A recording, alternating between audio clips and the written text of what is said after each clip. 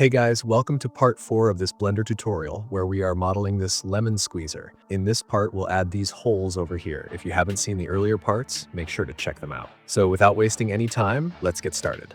Okay, so let's add these drain holes at the back of the squeezer where the juice comes out. So here, select the back object where the holes have to be.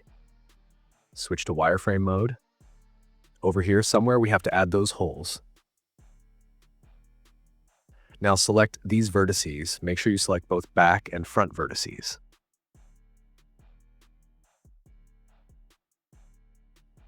Now bevel these vertices, press Ctrl-Shift-B. This will bevel the vertices, and use the scroll wheel to increase the number of segments. Now go over here and press Loop Tools Circle. Here inset slightly inwards, and check this offset here. Now go over here and select Bridge Edge Loops. Okay, we cannot bridge edge loops all at once, so let's select them individually and then bridge edge loops.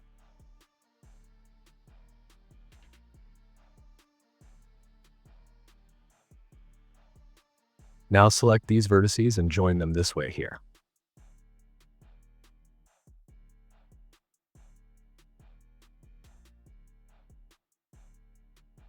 To do this a little bit faster, select these faces and delete, then select these edges and then bridge edge loops. And this is done. On the other side, also do the same thing.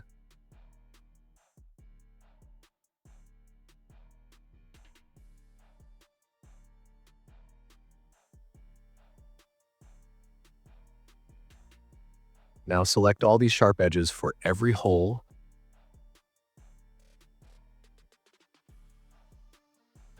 and then bevel them.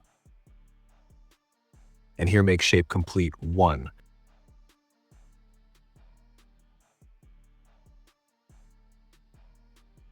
Now activate the subdiv modifier. And now this is done. If we change the material, here we can see this is nice and smooth.